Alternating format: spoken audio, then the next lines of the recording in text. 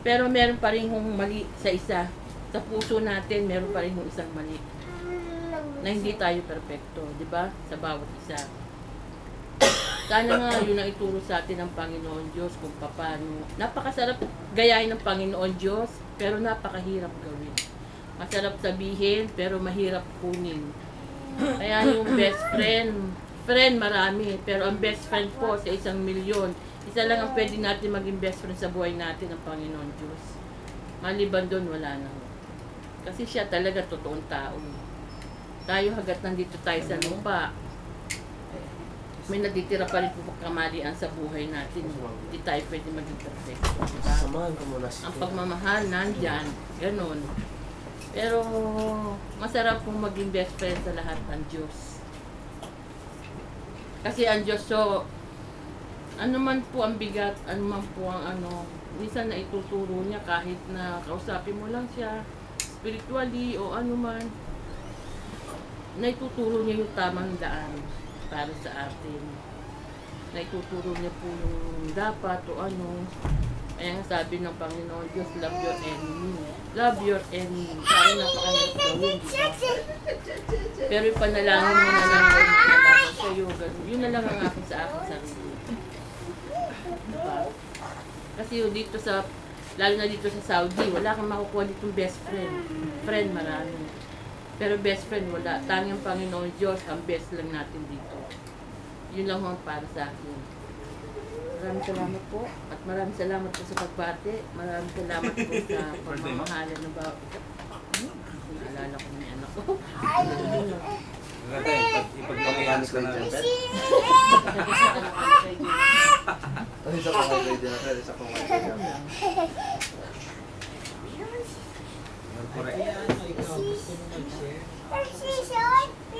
Friendship?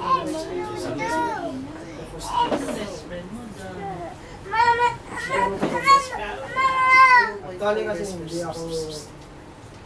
Dati hindi kasi ako namold sa mga gatherings na... Baka kasi dati nung bata ako, wala ako sa bukid. Sinisinta ako ng sa bukid. So hindi ako na... Kumbaga hindi ako na... Exposed sa mga tao. Baka kaibigan. Mayroon ako naging kaibigan pero talagang hindi yung... Siguro wala akong magkata akong asawa ko lang siguro yung naging... Kalabaw ako. Ano ulit? Ang gusto ko kalabaw. Ano sabi mo? Nagkaroon ako ng kaibigan pero yung talagang as in sa sumasabi kong intimate yung relationship na kaibigan. Oh. Siguro sa mundo, sa tao, Oh. wala siguro. Aba, sabi mo kanina, misis mo. Hindi po yung, siguro nung nakilala ko lang pero Yung kabataan niya, yung kabataan wala siya masyadong best friend. wala ako. Para wala akong naging best friend talaga. Pero nung pumunta ako dun sa Maynila, ayun nga, nakilala ko sa asawa. Siya yung best friend mo. Siya na lang yung naging best friend ko hanggang nakapag-asawa. Nakapangasawa ko. Isa school niyo, wala ka Sa na school, business. wala. Kasi makakala ko dati, lagi akong Nagmamadali. nagmamadali. Galing ako sa bahay, papastel ko sa mga kalabaw. Pag-aral, tapos ang iniisip ng utak ko, hindi ako masyado nakasunod. Yung kalabaw ulit. Anong nangyari sa kalabaw? Yun ang best friend Kasi niya. marami po ako, 10 ata yung kalabaw ko nun eh. 10 tapos 5 bata. Pinabayaran nila ako ng 100 bawat. Yun ang pinag-aaral kasi hindi naman yung kami mayaman. Ayun ang Pabaka.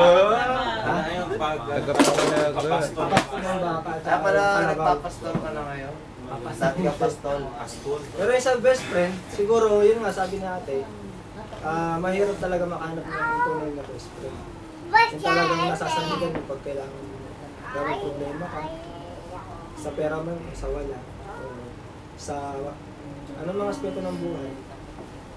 Ang makahanap ka siguro ng best friend mo talaga yung talaga kung siguro nakasama mo na ng sabi natin mga 10 taon o talagang 10 taon hindi mo rin masasabi kasi minsan may mga best friend nga sila pa naninira dun sa talaga tinuturing na best friend. Meron ako mga kilalang ganun eh. Minsan sinulot niya sa girlfriend niya, ganyan. Nasulot ang gaso. Hindi niya narinig yung ano kay Kuya Henry kanina eh. Sabi talagang nakilala ko, intimate at talagang parang wala sabi nilang best friends, hindi sila araw-gabi magkasama sila. Nung nagkaroon sila ng girlfriend yung isa, ang napangasawa niya yung best friend niya. Sinulot sila parang nagkaroon sila ng problema. So, siguro, ang Panginoon lang talaga yung issues. Siguraduhin mo. Ang Panginoon lang talaga yung masasabi natin best friend forever, yung panghabang buhay. Kasi Yun yung binasabi niya. madaling magbagong isip. Pabago-bago yung isip ng tao kasi. Kasi pag nasaktan ka, hindi na ka best friend. So, pero yung friend talaga, marami tayo, magkakaibigan tayo lahat. Pero hindi natin na-share yung buhay na meron tayo ngayon. Kasi hindi tayo best friend. Friend lang. Ayun. So, yun lang sa akin. Best friend talaga sa Panginoon. Makakahanap man tayo ng best friend, siguro unahin natin yung Panginoon. Amen. Tama ka doon. Tama ka. Kasi mag-provide ka. Pero pag At saka yung sinasabi mong mabigat ang loob mo, kailangan mo ng ano, may time dapat. si God 24/7 eh. Available, di ba? At naghanap ka pa ng ano? Di ba? Don't call a friend. Dial 3. Call God. Dial 911. Yan na nga. Yung bang ma-experience mo na talagang yung bigat mo, naiyak mo sa Panginoon?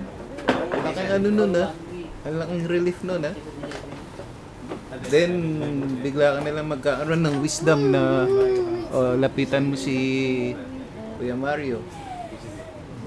Dahil napagdaanan niya, mabibigyan ka ng proper counseling. Yung ganun ba?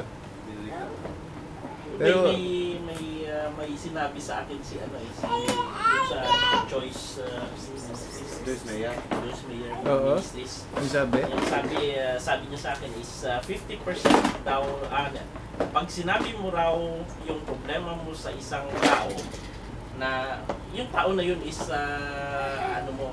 kumbaga halimbawa mga pastor o mga pag sinabi mo sa kanya yung problema mo 50% solved daw.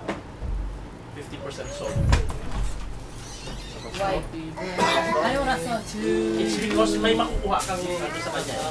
Brilliant. Birthday. 50% solved. Okay, well, asan yung 50% ngayon? Sa Kay kanya God. yun.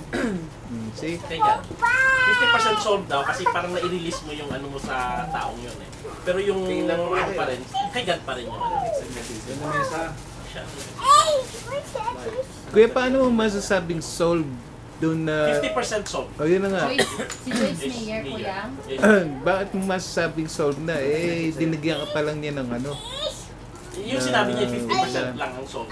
Hindi naman yung sinabing fully solved yung problem mo, kundi 50% solved. Pero kuya, ano kuya, may trivia regarding with Joyce Mayer.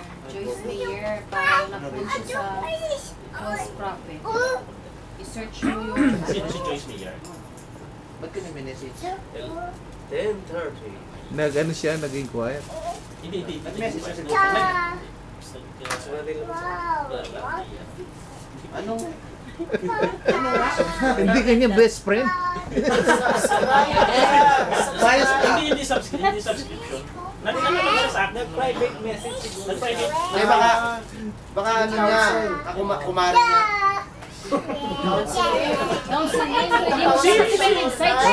Ano si Joyce Mayer? Inad niya ako as friend. Oh. Nag-PM siya sa akin. Pwede yan, na-website. Hindi naman siya hindi naman yun. Pwede mo. Ikaw pala pag politician talaga yung Hindi wala ako. Hindi ganun ano. Hindi pwede ka. Tapos, eventually, nung nag-PM siya sa akin na kung may mga prayer request o mga gano'n. Hindi naman siya, ano eh. Nag-PM naman siya na kung may prayer request ka. Mga gano'n. Hindi naman ako. Ako, basta kuya. Siya mismo nag-add sa akin na hindi sa pagmamalaki ko. Hindi talaga ako. Pero inad niya talaga ako. Nabigla nga ako eh. Hindi naman mismo siya. Ano po? Meron siyang admin dun sa ano niya. Baka Hindi ko po alam kung ano. Baka may admin lang siya. Hindi marami Pero hindi siya ng prayer request. Hindi siya ng prayer request. Yan ang hindi ko lang alam ko yan. Remo, May Remo, response may po. May mismo response ko. para sa kanya. Pero kasi Joyce Meyer talaga yung ano niya eh. December. Joyce Meyer Ministry. Ministry. O, yun yung nakalagay, di ba? May nagre-response Joyce yan. Meyer Ministry. So, yun yung admin niya. Humingi siya ng prayer request eh. Sino? Joyce Joyce Meyer. Meyer. Bakit saan hihingi? Kung ano May prayer request ka. Hindi, hihingi ng prayer request. Akala ko siya ang humihingi ng... Humihingi siya ng prayer request sa iyo kung ano mga request mo. Sige, pray mo na kayo. Hingi ako Wala sa- tayo. Akala ko siya ang hihingi. Malalaglag, Limar. Magpe-pray mo siya. Leomar. Humihingi siya ng prayer request. Pray na si Kuya. Ang aming ang Diyos, pinupuri ka namin at ilawahati ang iyong walang hanggan.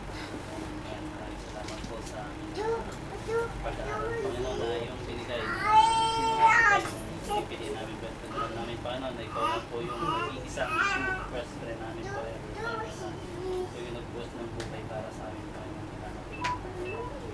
Naman nagkapasalamat din po kami sa pagkain na sa aming harapan, na pagpalain po kung ano nagpasabasan.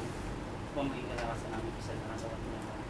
Panginoon, dalangin po po si ate na nagkakuha ng kanyang katawan niya. Panginoon, Amen. pagpalain mo siya, Panginoon, at patuloy mo siya ang kakakasan at patulubay na nagmumula